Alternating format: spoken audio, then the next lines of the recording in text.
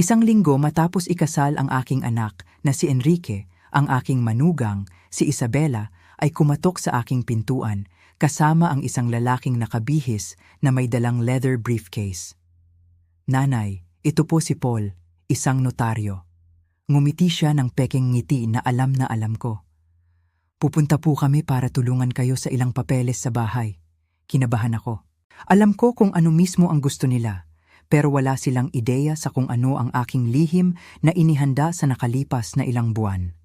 Salamat sa Diyos at hindi ako nagsalita tungkol sa mga ari-arian ng sakahan na iniwan sa akin ng aking namayapang asawa sa kanyang huling habilin.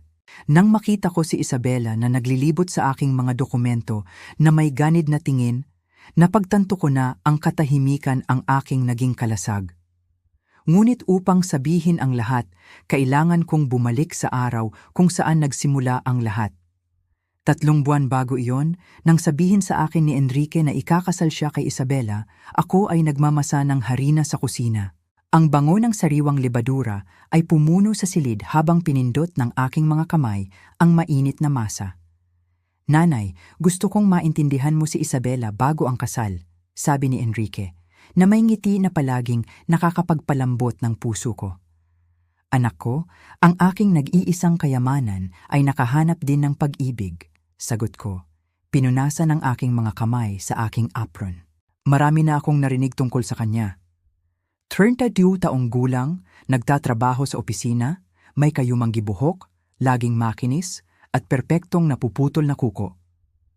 Mukha siyang perpektong babae para kay Enrique. Nang hapong iyon, tumakbo ako sa supermarket upang bumili ng mga pinakasariwang sangkap. Malalaking hipon, hinog na avocado, herbs, at sariwang cream. Gusto kong magluto ng mga pagkaing kinagigiliwan ni Enrique noong bata pa siya. Sa aking isipan, iniisip ko ang mga pag-uusap kay Isabela, mga payo para sa kaligayahan ng aking anak, mga resipe ng pamilya na maaari naming paghati-hatian. Halos buong gabi akong nagluto. Namamaga ang aking mga paa dahil sa matagal na pagtayo, ngunit hindi ako nag-aalala. Ang aking clam chowder ay naging makinis at masarap.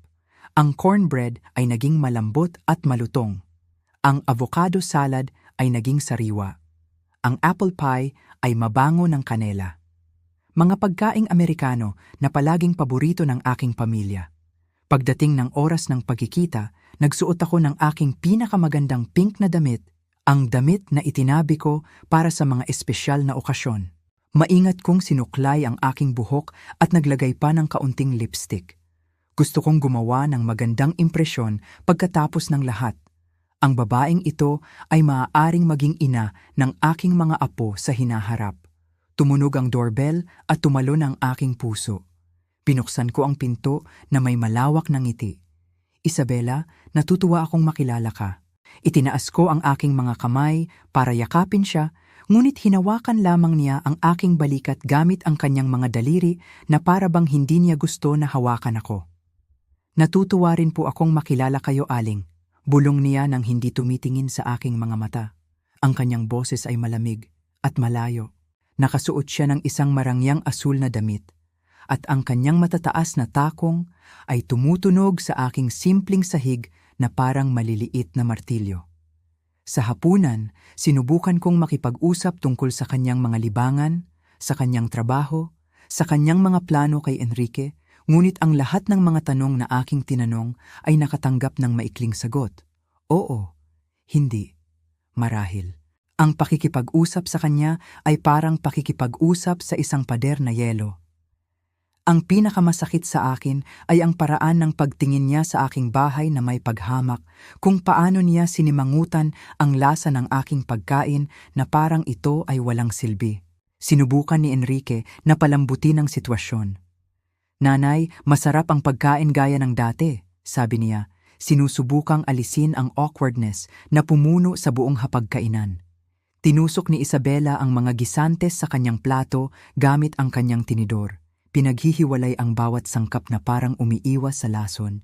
Ang kanyang makintab na pulang kuko ay lubos na sumasalungat sa aking simpleng ceramic na plato. "Mahilig ka bang magluto, Isabela?" Tanong ko na may kaunting pag-asa. Nilalagyan ng dagdag na sarsa ang kanyang plato.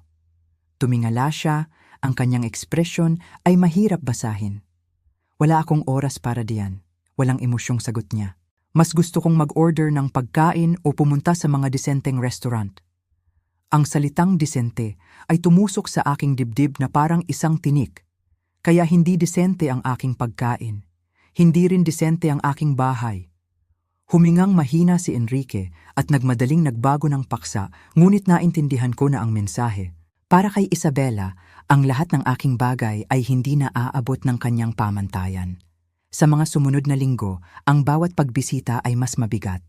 Umupo siya sa gilid ng sofa na para bang madudumihan siya, ang kanyang mga mata ay nakatutok sa kanyang telepono na may mapanglaw na ekspresyon.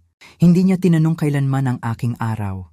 Hindi siya nagpakita ng anumang interes sa tunay na pagkilala sa akin.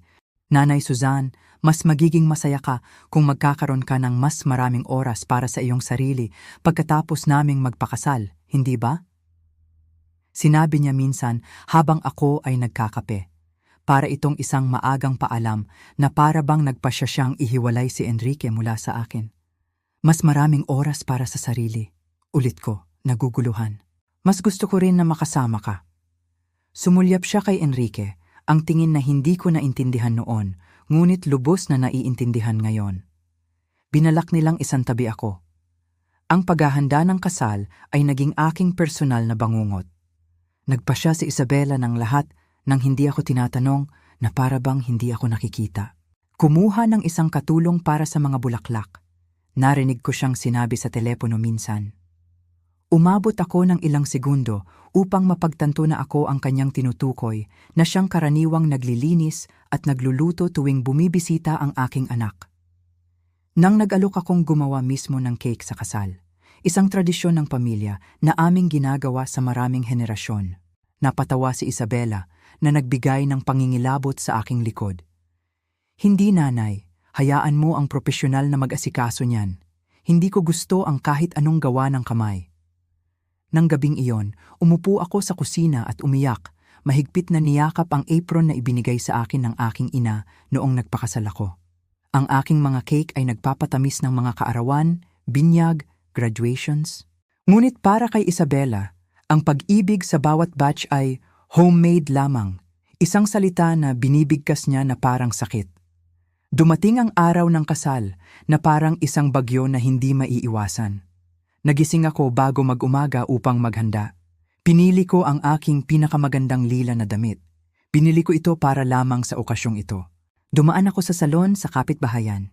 Ginawa ni Lola Mary ang aking buhok na maganda na para akong 50 taon ang nakabata. Maganda ka, Suzanne, sabi niya habang inaayos ang aking buhok. Ipagmamalaki ka ng iyong anak. Ang kanyang mga salita ay nagbigay ng maliit na spark ng pag-asa. Marahil ngayon ay magiging isang bagong simula kay Isabela. Maaga akong dumating sa simbahan, gaya ng palagi kong pagpunta ng maaga sa lahat ng lugar. Gusto kong matiyak na perpekto ang lahat para sa aking anak. Nagsimulang dumating ang mga bisita at tinanggap ko ang kanilang mga pagbati na may tapat na ngiti. Ngunit nang magsimula ang seremonya, napagtanto ko ang isang bagay na sumira sa puso ko. Inayos ni Isabela ang mga upuan, kaya itinulak ako sa ikalimang hanay sa likod ng kanyang mga kasamahan, sa likod ng mga kapitbahay na nakakita lamang kay Enrique ng ilang beses habang ang ina ng lalaking ikakasal ay nakaupo sa likuran na parang isang estranghero. Mula sa hanay na iyon, kailangan kong iangat ang aking leeg upang makita ang aking anak na naglalakad sa altar. Ang mga ina ng mga kaibigan ni Isabela na hindi nagbayan-bayan sa buong gabi sa lagnat ni Enrique ay may mas magandang upuan kaysa sa akin. Nilunok ko ang aking laway at pinanatili ang aking kalmado, ngunit mayroong isang bagay sa loob ko na nawasak. Sa pagtanggap, ang mga bagay ay naging mas malala pa. Ipinakilala ako ni Isabela sa kanyang mga bisita bilang ina ni Enrique. Hindi kailanman ginagamit ang aking pangalan o sinasabing binanganak ng may paggalang. Napakasarap niyang magluto, dagdag niya, gamit ang kanyang pekeng ngiti, pinagsiksik ang buong buhay ko sa isang pag-andar sa kusina. Pagdating ng mga talumpati, matiyaga akong naghintay.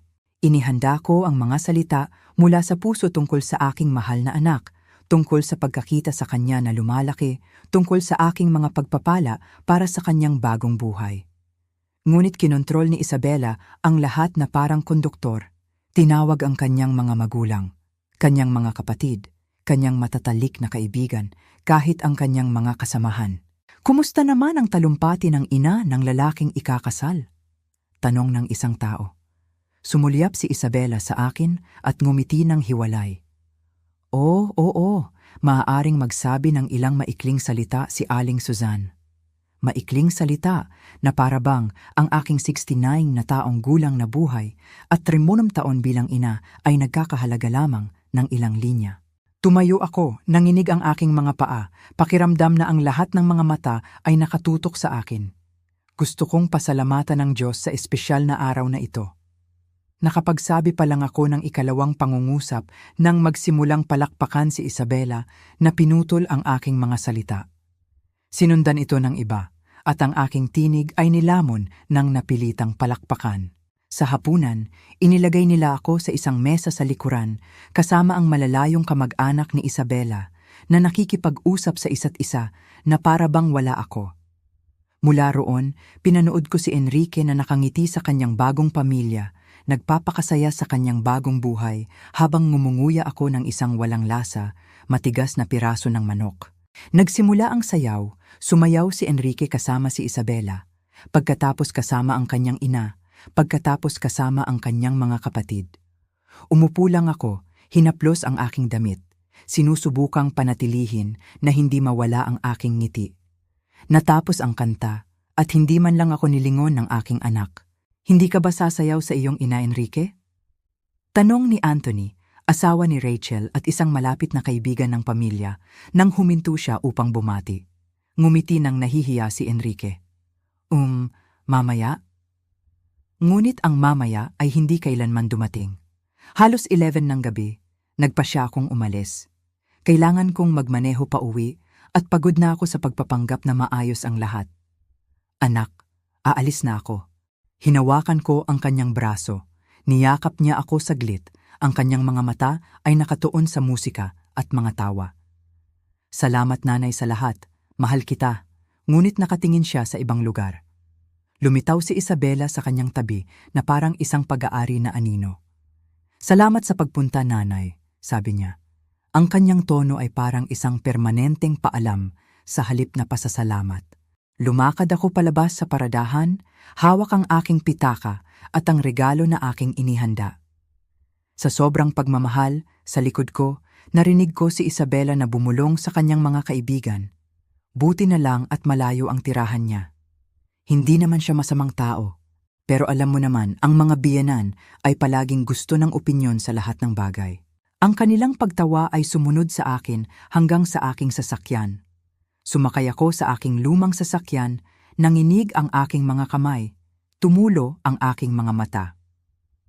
Sa loob ng 30 taon, ako ang sentro ng mundo ni Enrique. At sa loob lamang ng isang gabi, naging isang abala na kailangang alisin. Ang biyahe pa uwi ay tila walang katapusan. Lumabo ang mga ilaw sa daan sa aking mga luha. Sa wakas, sumuko ako. Isang kanta ng pag-ibig ang tumutunog sa radyo na nagpapaalala sa akin ng pagsayaw kasama ang aking asawa sa aming kasal, ang araw na ipinangako niyang palagi niya akong ipagtatanggol. Ngunit ngayon ay kailangan kong harapin ang bagong realidad na ito ng mag-isa. Nakauwi ako pagkalipas ng hating gabi, namamaga ang aking mga paa, wasak ang aking puso. Kinabukasan, nang dumating si Isabela at ang tinatawag na notaryo sa aking pintuan upang tulungan ako sa mga papeles sa bahay, ngumiti lamang ako. Hindi nila alam na ang Suzanne na ito, isang 99 taong gulang na ina mula sa Seattle, ay hindi na ang taong maaaring palibutan at ang totoong kwento ay nagsisimula pa lamang. Ang lila na damit na aking pinili ay biglang naging katawa-tawa tulad ng uniforme para sa isang matandang babae na nagpapanggap na mahalaga pa rin siya. Ang mga sumunod na araw ay isang kakaibang halo ng katahimikan at paghihintay. Umaasa ako na tatawag si Enrique upang sabihin sa akin ang tungkol sa kanilang honeymoon, upang kumustahin ako, upang mapanatili ang ugnayan na nagbubuklod sa amin sa loob ng 30 taon, ngunit ang aking telepono ay tahimik na namatay. Isang linggo matapos ang kasal, nagpasya akong tumawag mismo. "Hello anak, kumusta kayo? Naging masaya ba ang inyong honeymoon?" Sinubukan kong maging masaya hanggat maaari. Malamig ang kanyang sagot. "Mahusay, nanay. Nagpapadala ng pagbati si Isabela. Tatawagan kita mamaya." Abala kami sa mga gawaing bahay. Mga gawaing bahay. Hindi niya sinabing aming tahanan o aking tahanan. Gawaing bahay lang. Para bang hindi ako umiral sa mundo ng kanyang pamilya, ibinaba ko ang telepono, mas nag-iisa kaysa kailanman, nakatingin sa mga larawan ni Enrique noong bata pa sa buong sala. Ang batang lalaki na may maliliwanag na mata, natatakbo sa akin upang yakapin ako tuwing uuwi siya mula sa paaralan. Ngayon siya ay isang estranghero na nagpapadala ng pagbati sa pamamagitan ng kanyang asawa. 3 araw pa ang lumipas na walang balita. Nagpasya akong gumawa ng isang batch ng chocolate chip cookies na may walnuts, ang kanyang paborito noong bata pa siya, bilang isang dahilan upang bumisita. Nagbihis ako ng maayos, suot ang aking paboritong mint green blouse at nagmaneho papunta sa bagong tahanan sa Bellevue na may puno ng pag-asa ang aking puso. Pinindot ko ang doorbell, umaasa na makita ang ngiti ng aking anak. Ngunit si Isabela ang nagbukas ng pinto. Nakasuot siya ng isang mamahaling silk robe, ang kanyang buhok ay perpektong nakatali, na para bang kakatapos lang niya sa salon. "Oh, nanay, sorpresa," sabi niya nang walang anumang tunay na kagalakan. Nagdala ako ng cookies para kay Enrique. Inabot ko ang basket na nakatali ng isang gintong laso, ang kanyang paborito. Kinuha ni Isabela ang basket nang hindi ako pinapasok, sinisiyasat ang mga cookies na parang ebidensya ng isang krimen. Mahusay. Si Enrique ay may napakahalagang pulong. Ipapaalam ko sa kanya.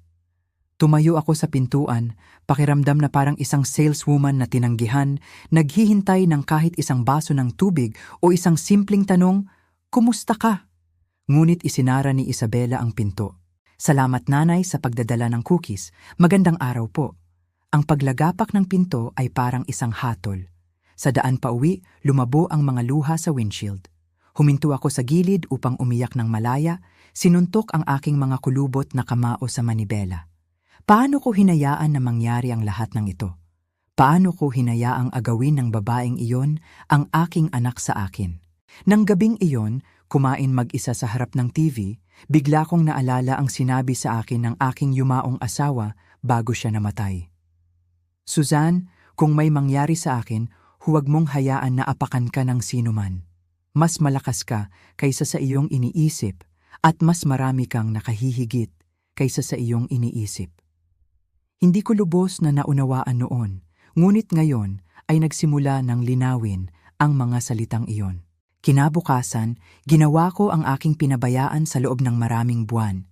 Kinuha ko ang safe mula sa closet, binuksan ito at inayos ang 7 piraso ng papel, sertipiko ng kapanganakan, sertipiko ng kasal, sertipiko ng bahay, mga pulisiya ng siguro. Pagkatapos, nakita ko ang isang sobre na magbabago sa lahat. Ang sertipiko ng isang sakahan na humigit kumulang 500 acres na minana ng aking asawa mula sa kanyang tiyuhin at ngayon ay sa akin na lahat, isang sakahan sa Eastern Washington. Ang legal na wika ay malinaw. Ako ang nag-iisang may-ari ng isa sa pinakamalaking kita na sakahan sa lugar. Tumibok ang aking puso habang binasa ko ang mga detalye. Lupang pang-agrikultura, baka, isang pangunahing tahanan na may 5 silid-tulugan at 3 bahay para sa mga manggagawa, mga bisita. Ang pinakahuling pagtatasa ay sapat na upang mabuhay ako ng komportable sa natitirang bahagi ng aking buhay at mag-iwan pa rin ng malaking mana. Ngunit mas mahalaga kaysa sa pera ay ang kapangyarihan. Ang kapangyarihan na magpasya sa aking kinabukasan, hindi nakadepende sa kahit sino, huminto sa paghingi ng awa o pamumulot ng mga mumo ng atensyon. Sa unang pagkakataon sa loob ng maraming linggo, talagang ngumiti ako. Itinabi ko ang mga dokumento sa isang ligtas na lugar at gumawa ng isang desisyon. Hindi ko sasabihin sa kanino man ang tungkol sa mga ari-ariang ito. Hindi kay Enrique at tiyak na hindi kay Isabela. Sinasabi sa akin ng aking intuwisyon na ito ang magiging aking ace card, ang aking lifeline kapag dumating ang oras. At sa linggong iyon, napatunayan ng aking instinct ang higit na tama kaysa sa aking inaasahan. Nagsimulang tawagan ako ni Isabela ng paulit-ulit, ngunit hindi upang kumustahin ako o mag-imbita sa hapunan. Ang kanyang mga tawag ay may napaka-espesipikong layunin upang humingi ng impormasyon tungkol sa aking bahay at pananalapi. Nanay Suzanne, sa palagay namin ni Enrique ay mas magiging komportable ka sa isang mas maliit na lugar, bulong niya. Ang bahay na ito ay dapat na isang pasanin para sa isang taong nasa iyong edad. Naisip mo na bang ibenta ito at lumipat sa isang madaling mapamahalaang apartment? Ang kanyang mga salita ay nagdulot ng pangingilabot sa aking likod. Ang kabutihan ng pagmumungkahi na dapat kong alisin ang aking tahanan ay nakakatakot. Hindi, komportable ako dito. Pinanatili ko ang aking boses na banayad. Ang bahay na ito ay naglalaman ng napakaraming magagandang alaala. Oo naman, ngunit pag-isipan mo. Kung ibebenta mo, maaari kang magsaya, maaari kang maglakbay. Maaari din kaming tumulong sa iyong pamahalaan, ang iyong pera upang mas marami pa itong kitain.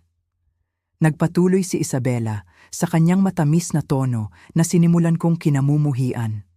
Pagkaraan ng 2 araw, bumisita sa akin si Enrique sa unang pagkakataon mula nang ikasal sila, hindi lamang upang bisitahin ang kanyang ina, ngunit may napakalinaw na agenda. Umupo siya sa sofa, kung saan ko siya palaging kinakarga noong may masamang panaginip siya.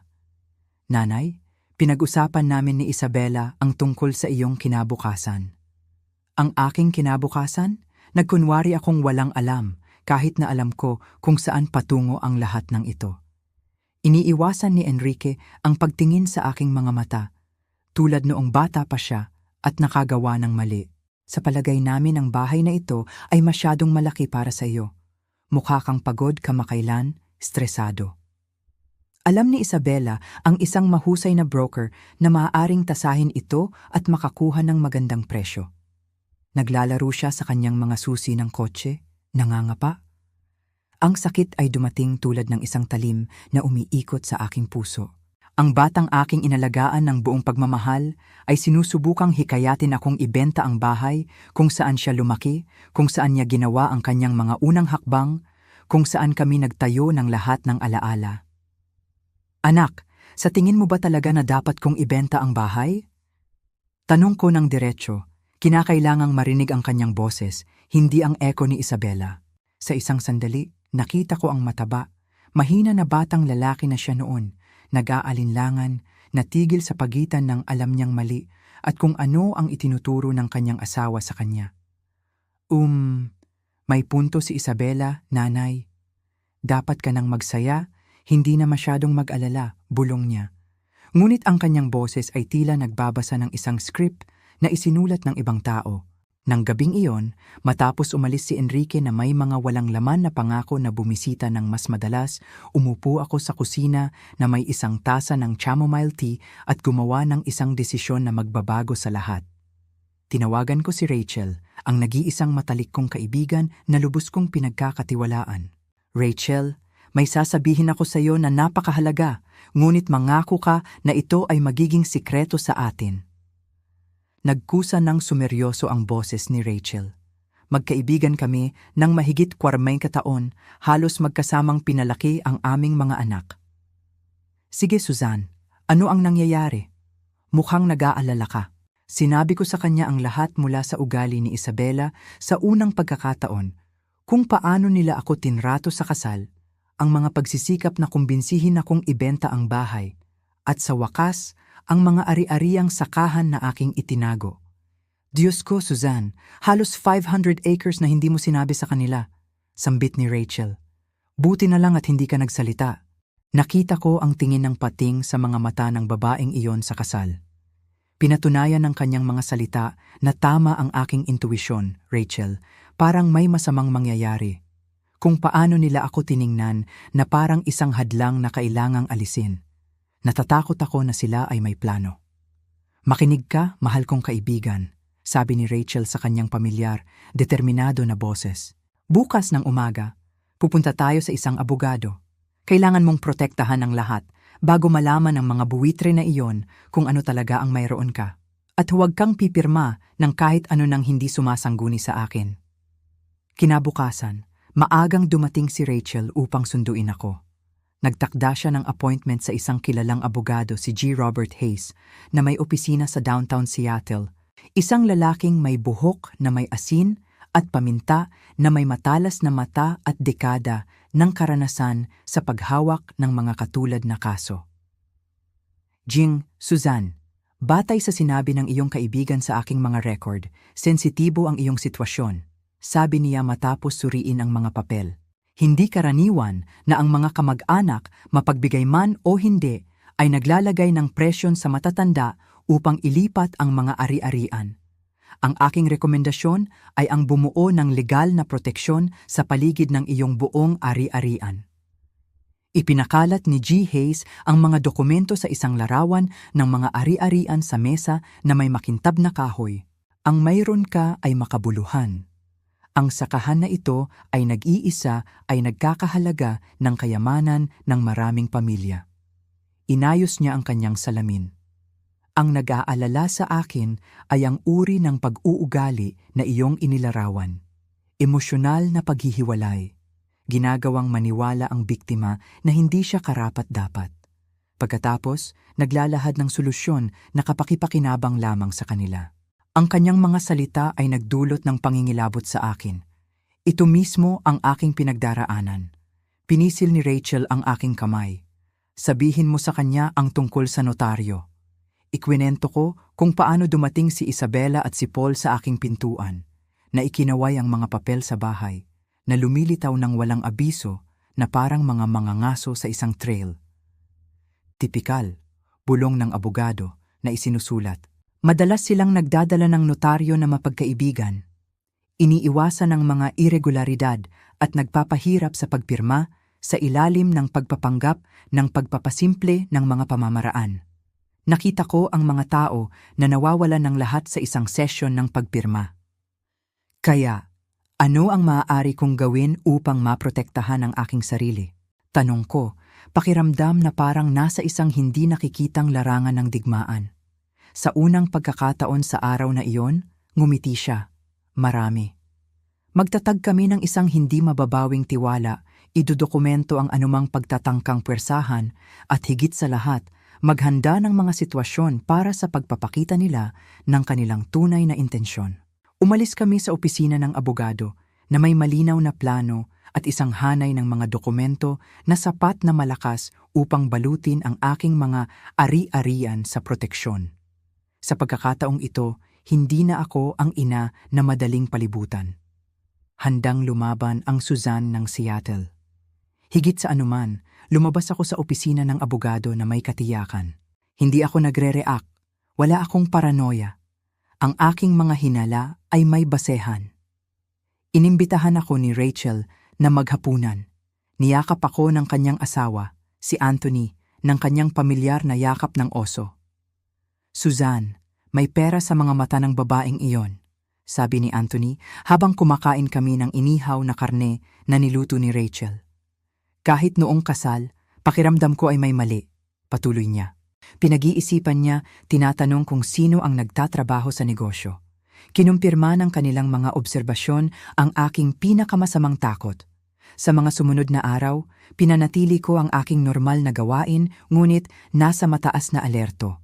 Ang bawat tawag, bawat hindi inaasahang pagbisita, bawat kaswal na puna tungkol sa edad o pangangailangan ng tulong, binasa ko sa bagong paraan. Para bang bigla akong nagkaroon ng X-ray vision upang makita ang tunay na intensyon. Noong Miyerkules ng hapon, habang dinidiligan ko ang mga halaman sa hardin, nakita ko ang kotse ni Enrique na huminto. Mabilis ang tibok ng puso ko, hindi na sa tuwa, kundi sa pag-aalala. Nang bumaba siya sa kotse kasama si Isabela, alam kong dumating na ang sandali na pinakakinatatakutan ko. "Hi, nanay!" Napilitang ngumiti si Enrique, ang ngiti na kanyang pinraktis mula nang ikasal sila. Sumunod si Isabela, may dalang makapal na folder na naglabas ng pagmamataas na nagdulot ng pagkapuyo sa aking balat. "Papasukin mo kami," may gusto kaming pag-usapan sa iyo. Inimbitahan ko silang umupo sa sala, ang eksaktong lugar kung saan naglalaro si Enrique ng kanyang mga laruan ng kotse sa loob ng maraming oras, kung saan binabasa ko sa kanya ang mga kwento bawat gabi, kung saan nanonood kami ng mga cartoon. Ngayon, ang sagradong espasyong iyon ay naging silid-hukuman, at ako ang akusado. Nanay, nag-aalala kami sa iyo. Nagsimula si Enrique sa kakaibang tono na nagtatago. Sa tingin namin ni Isabela ay kailangan mong suportahan ang iyong pamamahala sa pananalapi. Normal na sa iyong edad na pakiramdam na labis na nadadagdagan ng maraming responsibilidad. Binuksan ni Isabela ang folder na parang isang komandante na naglalabas ng mapa ng labanan. Nanay Suzanne, kumonsulta kami sa ilang financial expert para sa matatanda. Sinasabi ng lahat na pinakamahusay na gawing simple ang iyong mga ari-arian, na nakatuon ang lahat sa mas ligtas, mas madaling pamamahala na mga opsyon. Anong mga eksperto? Tanong ko, nagkukunwaring naguguluhan habang nag-aalab ang aking dugo sa loob. Bakit hindi ka nakipag-usap sa anumang eksperto? Itinala ko ang bawat salita, bawat kilos, tulad ng eksaktong pinayuhan ni Abogado Robert Hayes. Sumingit si Enrique, gamit ang matiyagang tono na ginagamit ng mga tao sa mga bata. Eksakto, dahil wala ka pang sapat na payo. Alam ni Isabela ang mga taong may mataas na kwalipikasyon na makakatulong sa iyong protektahan ang iyong pera at matiyak ang iyong kinabukasan. Kinuha ni Isabela ang isang bungkos ng mga papel at inilatag sa mesa na parang isang baraha. Tingnan mo, ito ay isang napakamaginhawang panukala. Isang mutual fund na may garantisadong tubo. Mas mabuti kaysa sa pag-iwan ng pera sa mga ari-arian na nangangailangan ng maintenance at nagdudulot ng sakit ng ulo. Nagkunwari akong sinusuri ito gamit ang mga matang pagod ng isang naguguluhang matandang babae. Ngunit sa totoo lang, isinasaulo ko ang bawat detalye. Sinasabi ng dokumento na ibebenta ang aking bahay. Pagkatapos ay ililipat ang mga pondo sa isang joint account upang si Enrique at Isabela ay magkaroon ng kapangyarihan sa paggawa ng desisyon sa portfolio upang maprotektahan ako mula sa mga potensyal na pandaraya. Kung ibebenta ko ang bahay, saan ako? Ako titira? Tanong ko. Ang aking boses ay nanginig ng eksakto tulad ng kanilang inaasahan mula sa isang mahinang lola. Ngumiti si Isabela sa kanyang pinakintab na pekeng tamis. Oh, nanay, huwag kang mag-alala. Nakahanap na kami ng magandang suportang tirahan, isang Center for Assisted Living na may 24/7 na pangangalagang medikal. Mas ligtas ka at mas komportable doon. Isang nursing home, ang mga salita ay nag-echo sa aking isipan na parang mga kampana ng libing. Iyon ang plano, alisin ang aking bahay, agawin ang aking pera. Ikulong ako sa isang lugar kung saan hindi ako makahahadlang sa kanila. Ang lahat ay nakabalot sa makintab na papel na may label na pag-aalaga. Isang nursing home, ulit ko, pinapayagan ang aking boses na medyo manginig. Ngunit anak, ayos ako sa aking bahay. Dito matatagpuan ang aming mga alaala. Nagpalitan ng tingin sina Isabela at Enrique, ang uri na natutunan kong kilalanin ang lihim na wika ng mga mapang-api. Nanay, alam namin na mahirap iyon, ngunit pag-isipan mo. Lumapit si Enrique, binigyan ako ng isang mapagmahal na ngiti. Doon magkakaroon ka ng mga kaibigan, aktibidad, doktor, at makakabisita kami tuwing gusto namin nang hindi nag-aalala sa iyong kaligtasan. Tuwing gusto namin, hindi araw-araw, hindi madalas kapag maginhawa tulad ng pagbisita sa isang nakakulong na alagang hayop. Ang galit ay tumaas sa punto na kinailangang pigilan ko ang aking pagganap bilang isang mahinang matanda. Naglabas si Isabela ng higit pang mga papel. Kinuwenta na namin ang pagbebenta ng bahay kasama ang ilang matalinong pamumuhunan at mamumuhay ka ng napakakomportable nang hindi nag-aalala sa anumang bagay. Kami ang mag-aasikaso ng lahat ng papeles at gagawa ng mga desisyon sa pananalapi. Nakita ang huling bitag. Kukontrolin nila ang aking pera habang ako ay nanghihina sa isang pasilidad na naninirahan sa mga mumo ng pag-aalaga. Isang kamangha-manghang malupit na plano na isinagawa ng may katumpakan ng mga financial surgeon. Paano kung ayaw kong ibenta? Tanong ko ng mahina, na parang ang ideya ay kakapasok lang sa aking isipan.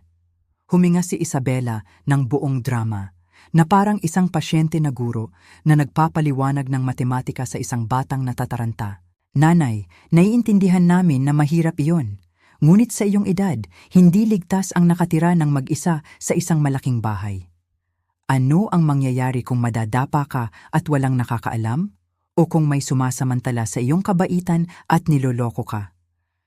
Ang kasinungalingan ng pagtuturo tungkol sa mga manloloko ng taong mismo ang nagsisikap na manloko. Kailangan mo ng oras para mag-isip. Hinimas ko ang aking templo na para bang may sakit ako ng ulo. Kinakailangan nito ang maraming oras. Tumayo si Enrique at niyakap ako. Isang yakap na kasing lamig ng halik ni Judas kaysa sa pagmamahal ng isang anak. Siyempre nanay, ngunit huwag mong patagalin, sabi niya. Inayos ni Isabela ang mga dokumento na may kasiyahan ng isang taong nag-iisip na nanalo siya. Matapos silang umalis, bumagsak ako sa isang upuan, pakiramdam na nakaligtas lang sa isang bagyo. Nanginig ang aking mga kamay, hindi dahil sa edad, kundi dahil sa nagbabagang galit. Kinuha ko ang telepono at agad na tinawagan si abogado Robert Hayes. G. Hayes, dumating na sila. Eksakto tulad ng iyong hinulaan. Gusto nilang ibenta ko ang lahat, ilagay ako sa isang pasilidad at kunin ang aking pera. Ang kanyang boses ay kalmado, ngunit determinado. Jiang, Suzanne, ito ang mahalagang bahagi. Huwag kang pipirma ng kahit ano, gaano man sila maglagay ng presyon. Kung maaari, i-record ang lahat ng mga pag-uusap sa hinaharap. Nang gabing iyon, hindi ako makatulog. Naglakad ako sa paligid ng bahay na parang isang multo, hinahawakan ng bawat bagay na may isang kwento. Ang rocking chair kung saan ko inalagaan si Enrique, ang mesa kung saan kami nag-aral ng homework, ang piano na tinutugtog ko upang makatulog siya sa kanyang masasamang panaginip. Ang lahat ay ibebenta at ikakalat upang pakainin ang kasakiman ng isang taong dumating pagkatapos na walang alam tungkol sa mga araw kung kailan pinakamahina si Enrique at kailangan niya ang kanyang ina. Isang taong nakikita lamang ang pagmamahal ng ina bilang isang hadlang sa kanyang landas patungo sa mga pangarap sa pera. Kinabukasan, maagang dumating si Rachel na may isang digital recorder na hiniram ng kanyang pamangkin. Ito ay talagang madaling gamitin, ipinakita niya sa akin. Pindutin mo lang ang pindutan na ito at magre-record ito sa loob ng 8 oras na tuloy-tuloy. Isilid mo ito sa iyong pitaka o sa iyong apron pocket. Kung babalik sila na may mga panukala, mayroon tayong kanilang mga salita. Sa loob ng 3 araw, nagpanatili ako ng isang masidhing katahimikan, naghihintay ng susunod na hakbang ng mga mangangaso. Noong Biyernes ng hapon, tumunog ang telepono. Si Isabela, ang kanyang boses ay matamis sa pagmamanipula. Nag-isip na ba si nanay tungkol sa panukala? Nakahanap kami ng isang napakagandang tirahan, ngunit kailangan naming magpareserba ng maaga dahil mayroong listahan ng paghihintay. Ang pekeng pagmamadali sa kanyang boses ay nagpatunay na sabik silang isara ang deal bago ako kumonsulta sa sinuman. Oo, marami akong iniisip.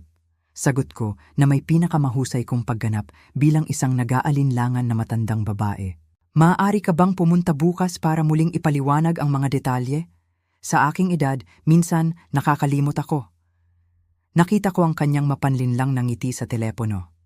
Sige nanay, bukas ng hapon, dadalhin namin ang lahat ng papeles. Makikita mo, ito ang pinakamagandang desisyon para sa lahat. Ang pinakamahusay para sa lahat. Na para bang ang pagkawala ng aking tahanan at kalayaan ay isang biyaya sa akin. Noong Sabado ng hapon, dumating sila ng eksakto sa oras, tulad ng mga buwitre na may appointment kay Carrion.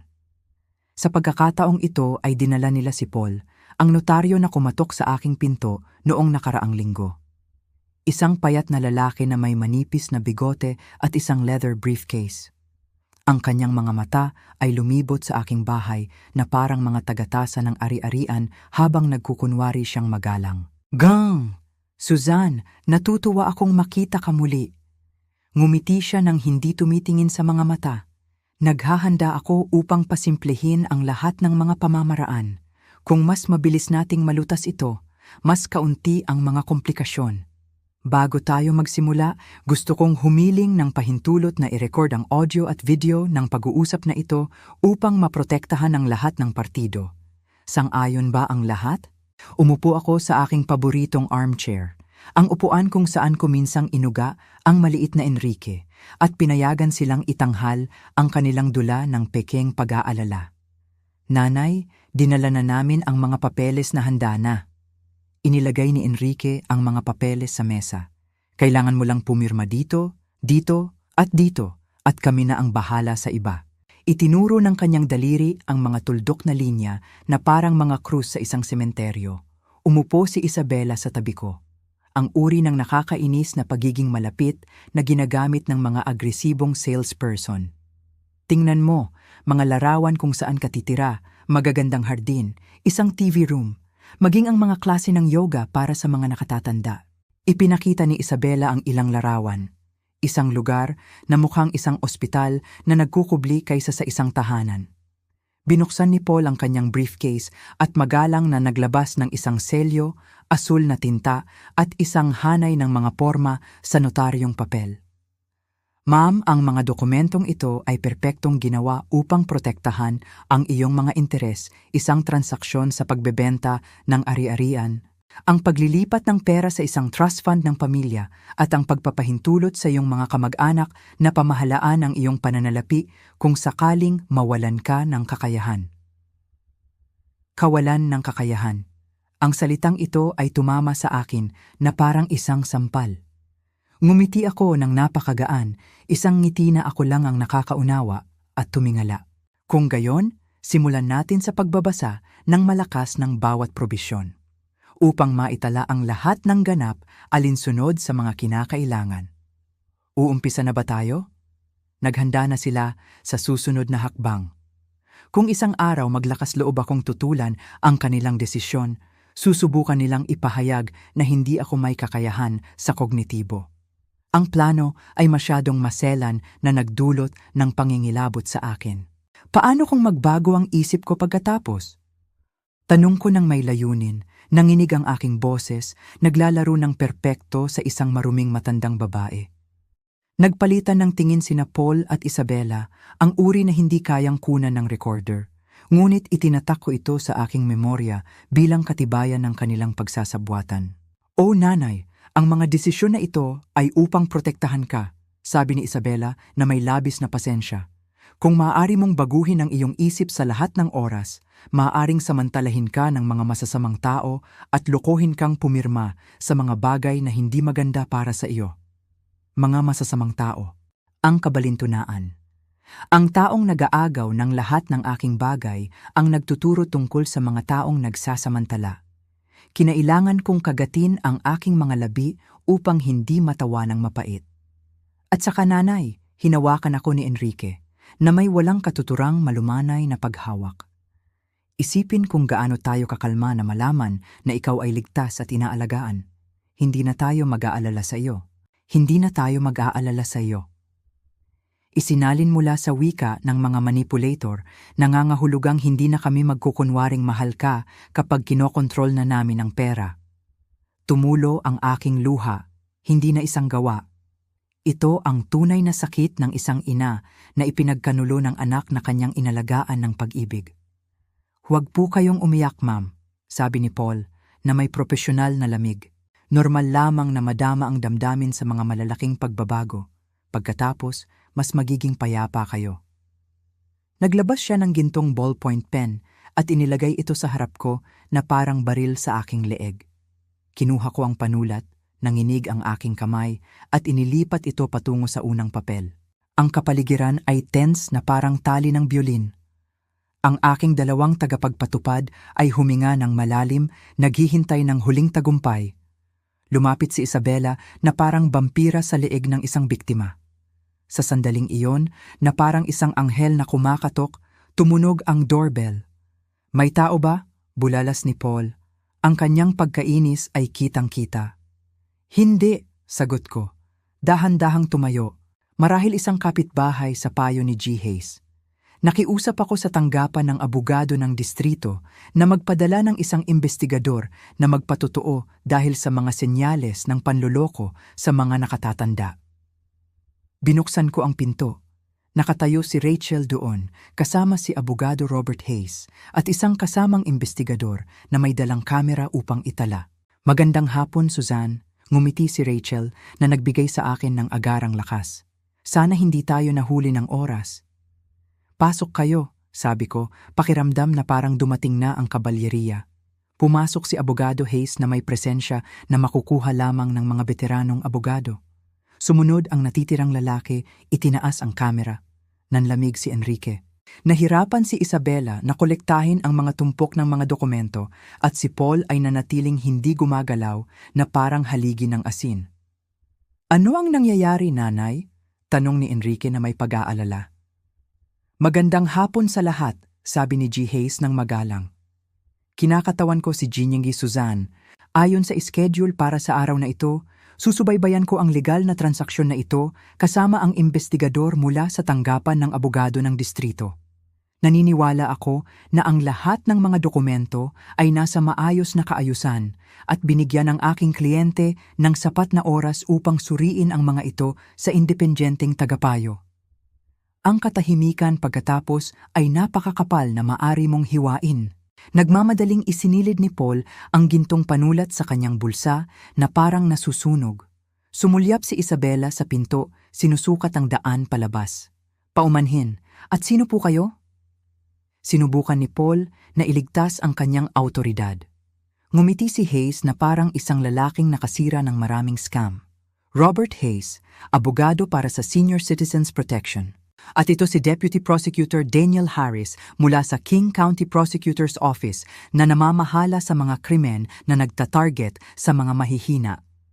Sa kahilingan ni G. Hayes, narito kami upang magpatotoo at mag-record dahil may mga indikasyon ng panloloko sa mga nakatatanda. Ang mukha ni Isabela ay nagbago mula sa tiwala na mga ngaso tungo sa putla sa loob lamang ng ilang segundo.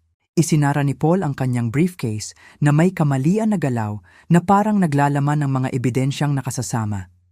Hindi gumalaw si Enrique, tumitingin sa kanila at sa akin na parang sa unang pagkakataon pagkatapos ng maraming buwan ay talagang nakikita niya ang kanyang ina.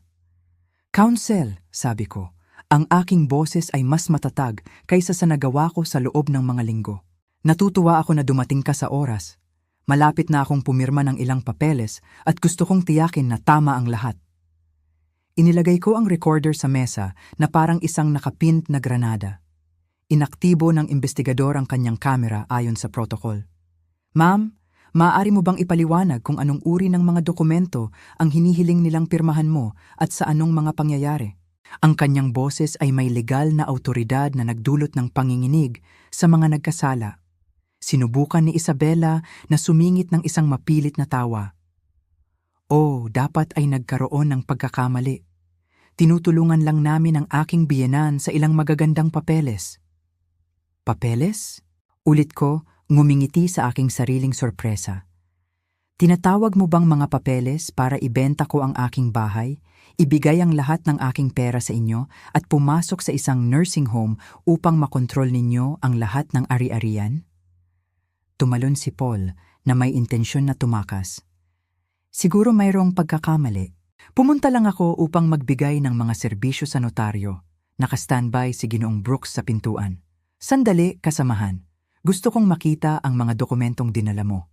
Ito ay bahagi ng isang pagsisiyasat sa pandaraya sa ari-arian. Sa sandaling iyon, nilalaro ko ang aking ace card. Pumunta ako sa kwarto, inilabas ang safe, binuksan ito sa harap ng lahat at kinuha ang mga sertipiko ng sakahan. Inilatag ko ang mga papeles sa mesa, pinahahalagahan ang bawat sandali ng pagkalito sa mga mukha ng mga mangangaso. Kawili-wili ba ito? Sabi ko. Iniwan sa akin ng aking yumaong asawa ang isang sakahan na humigit kumulang 500 acres. Hindi ko lang nabanggit yon. G. Hayes, mangyaring basahin ang pinakahuling pagtatasa. Kinuha ni Abogado Hayes ang file. Isang poetic na ngiti ng hustisya sa kanyang mga labi. Ayon sa pinakahuling pagtatasa, ang halaga sa merkado ng sakahan na ito ay nasa milyon-milyong dolyar, hindi pa kasama ang mga baka, makinarya sa bukid at mga gusaling suporta. Tahimik na katahimikan. Bukang bibig ni Isabela na parang isda na nakatakas sa tubig. Tinitigan ni Enrique ang papel na parang isang bagay na hindi sa mundo. 10 milyong dolyar, inulit ko, pinahahalagahan ang bawat salita. At kung paano kayo nag-aalala tungkol sa aking kahirapan at kawalan ng kakayahan. Napakabait. Tumulo ang aking boses ng mapait na panunuya. Si Paul ay sumigaw sa huling pagkakataon. Ma'am, binabago nito ang lahat. Kailangan mo ng mga eksperto upang pamahalaan ang isang portfolio ng ganitong sukat. Ngunit kinunan na ni Ginoong Brooks ng larawan ng lahat ng mga dokumentong dinala nila. Eksakto. Nagniningning ako. Iyon ang dahilan kung bakit kinuha ko si G. Hayes upang pangasiwaan ang lahat ng aking legal at pinansyal na gawain isang linggo na ang nakalipas. Ngunit salamat sa iyong pagmamalasakit. Sa wakas, natagpuan ni Isabela ang kanyang tinig na parang isang sugatan na uwak. Nanay, hindi namin alam. Ibig kong sabihin, gusto lang naming tumulong. Tinulungan ko, tumayo ako. Binawi ang aking dignidad na sa tingin ko ay nawala ko. Tumulong sa pamamagitan ng pagbebenta ng aking bahay nang hindi nagtatanong, ikulong ako sa isang pasilidad laban sa aking kalooban at agawin ang aking karapatang magpasya sa aking buhay. At sinabi ni Enrique at sa unang pagkakataon, pagkalipas ng maraming buwan, narinig ko ang aking tunay na anak. Nanay, sa tingin namin iyon ang pinakamagandang bagay para sa iyo. Lumuha ang kanyang mga mata. Hindi ko alam kung iyon ay panghihinayang o ang pagkabigo na ang laro ay nailantad. Ang pinakamagandang bagay para sa akin, sinabi ko ng mahinahon, ay ang pagtatanong sa akin kung ano ang gusto ko. Ang pinakamagandang bagay para sa akin ay ang paggalang sa aking mga desisyon. Ang pinakamagandang bagay para sa akin ay ang makita ako bilang iyong ina, hindi bilang isang hadlang sa iyong kaligayahan. Inilagay ni G. Hayes ang isang nagpoprotektang kamay sa aking balikat. Ginyanangging Suzanne, sa palagay ko oras na para umalis ang lahat. Mayroon kaming sapat na dokumentasyon upang magpatuloy sa legal kung kinakailangan. Tumakbo na si Paul palabas ng pinto. Palihim na sinundan siya ni Isabela na hindi nag-abala na panatilihin ang kanyang maskara ng maalalahanin na manugang. Nagtagal si Enrique ng ilang segundo, nakatingin sa akin ng isang ekspresyon na hindi ko mabasa. Nanay, maaari ba tayong mag-usap pagkatapos? Sa unang pagkakataon, ang tanong ay tila tunay at walang takip. Tumango ako ng dahan-dahan na walang ipinangako. Pagkaalis nila, nanatili ako sa aking mga tunay na kapanalig, Rachel, G. Hayes at G. Brooks. Sa unang pagkakataon pagkalipas ng maraming buwan, nakaramdam ako ng ligtas sa aking tahanan. 3 buwan na ang lumipas, nakaupo ako sa beranda ng sakahan. Pinapanood ang paglubog ng araw na ginagawang orange ang aking lupain. Si tiempo na taon na rin ako noon, isang regalo ng kalayaan na ipinagkaloob ko sa aking sarili. Bumibisita si Enrique 1 beses sa 1 linggo nang mag-isa, sinusubukang ayusin ang tulay na halos nawasak sa pamamagitan ng pagbibigay kasiyahan sa isang babae na nakita lamang siya bilang isang hagdanan patungo sa pera. Tumatawag si Isabela ng maraming beses, lahat ay sa voicemail. Sinasabi ng mga tao na naghiwalay sila nang napagtanto niya na hindi ako ang mahinang biyuda na kanyang inakala. Ngayon, tinutulungan ko ang mga matatandang babae na nahaharap sa mga katulad na sitwasyon. Ang aking bahay ay naging isang kanlungan kung saan maaari nilang sabihin ang kanilang mga kwento at tumanggap ng libreng legal na patnubay. Natutunan ko na ang katahimikan ay maaaring maging ginto, ngunit ang pagsasalita sa tamang sandali ay diamante. Sa edad na 69, sa wakas ay naintindihan ko ang mga huling salita ng aking asawa. Mas marami akong nakahihigit kaysa sa iniisip ko at mas malakas ako kaysa sa aking pinaniniwalaan. 6 na buwan pagkatapos ng pagbabagong hapon na yon, nakaupo ako sa beranda na may isang tasa ng mainit na kape, na pinagmamasdan ang pagsikat ng araw sa aking 500 acres ng malayang lupain. Ang bango ng bagong giniling na kape ay hinaluan ng mga bulaklak ng kahel na itinanim ko noong nakaraang linggo. Tuwing umaga, isang simponya na nagpapaalala sa akin kung bakit kailangan kong lumaban. Ang pangunahing bahay ng sakahan ay naging isang bagay na hindi ko kailanman inisip, isang kanlungan para sa mga babaeng tulad ko. Bawat linggo, tumatanggap ako ng mga liham, tawag sa telepono at pagbisita. Naririnig nila ang aking kwento at kinikilala ang kanilang sariling bangungot doon. At umaalis sila na may isang bagay na pinakamimithi kong ibigay, ang kapangyarihang magsabi ng hindi. Ging Suzanne, sinasabi nila sa mga nag-aalinlangan na tinig. Pinipilit ako ng aking manugang na ibenta ang aking bahay. O sinabi ng aking anak na hindi ko na mapangasiwaan ang aking pera. Kahapon, dumating si Margaret, isang 73 taong gulang na biyuda sa aking sakahan. Nahikayat ng kanyang mga anak ang hukuman na ipahayag na wala siyang kakayahang pamahalaan ang kanyang mga ari-arian. Pumasok siya na may maliit na maleta at ang mabigat na pasanin ng pagtataksil ng pamilya. Ging!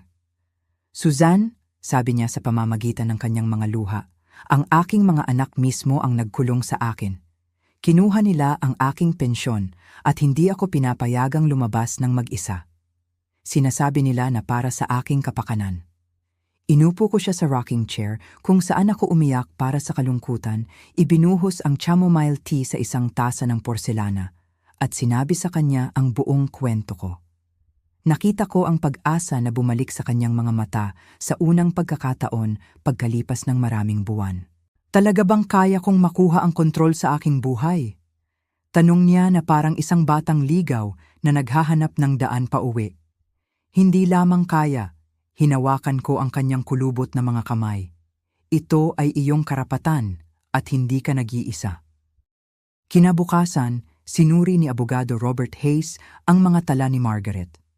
Nakakita kami ng maraming irregularidad sa mga pamamaraan sa paghatol ng kawalan ng kakayahan na sapat upang ibasura ito. Ngayon, ngumingiti si Margaret araw-araw at pinilit ang kanyang mga anak na ibalik ang pera na kanilang kinuha para sa pangangalaga sa seguridad. Lumaganap ang aking kwento na parang apoy sa buong lugar. Dumating ang mga reporter upang interviewin ako. Inimbitahan ako ng mga social worker na magsalita sa komunidad. Nakatanggap ako ng mga liham mula sa lahat ng dako, kahit na mula sa Espanya at Argentina. Ang iyong katapangan ay nagbigay inspirasyon sa akin upang ipagtanggol ang aking mga karapatan. Sulat ng isang babae sa Madrid. Nagpasalamat ako sa isa pa sa Buenos Aires. Salamat sa iyong halimbawa, hindi na ako tinatrato ng aking pamilya na parang hindi nakikita. Ngunit hindi naging madali ang lahat. Si Enrique, ang aking anak, ay bumibisita ng mag-isa tuwing linggo. Sinusubukang muling itayo ang tulay na winasak ng kanyang asawa. Ang unang mga pagbisita ay mga awkward na katahimikan, mga paghingi ng tawad na tila isinaulo. Unti-unti, nakikita ko ang batang lalaki na siya noon na kumikinang sa likod ng mga mata ng lalaking nagpahintulot na ipagkanulo siya ng ibang tao. 2 linggo na ang nakalipas, habang naglalakad kami sa mga kamalig ng baka, sinabi niya, "Nanay, hindi ko alam kung paano hihingi ng tawad sa iyo sa ginawa ko. Para bang na-hypnotize ako, hindi nakikita ang halata." Totoo ang kanyang mga luha, at sa unang pagkakataon mula sa kasal, nakilala ko ang aking anak. "Anak," tumigil ako at tumingin sa kanyang mga mata. Ang kapatawaran ay hindi hiniling. Ito ay pinagtatrabahuhan at pinapatunayan ng mga tao iyon sa pamamagitan ng mga kilos, hindi sa mga salita. Tumango siya na nauunawaan na ang pagkakasundo ay magiging isang mahabang paglalakbay, isang paglalakbay na nangangailangan ng pasensya at patunay ng pagsisisi. Tungkol kay Isabela, mabilis siyang nawala sa ating buhay kung paano siya dumating.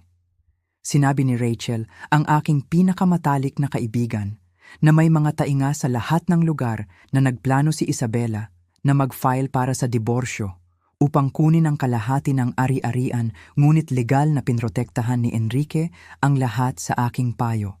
Umalis siya sa bayan nang walang paalam, marahil upang hanapin ang kanyang susunod na target. Si Paul, ang madulas na notaryo, ay nawalan ng lisensya pagkatapos ng pag-iimbestiga ni Deputy Prosecutor Daniel Harris ng ebidensya ng isang pandaraya sa mga matatanda. Ang pag-record ng pag-uusap sa aking tahanan ay ang susi na tumutulong upang basagin ang network na umubos ng pera ng dos-dose ng mga nakatatanda sa lugar.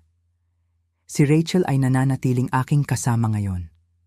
Nakatira siya sa isa sa mga guest house ng sakahan, hindi bilang isang upahan na katulong, kundi bilang ang kapatid na babae na aking pinili.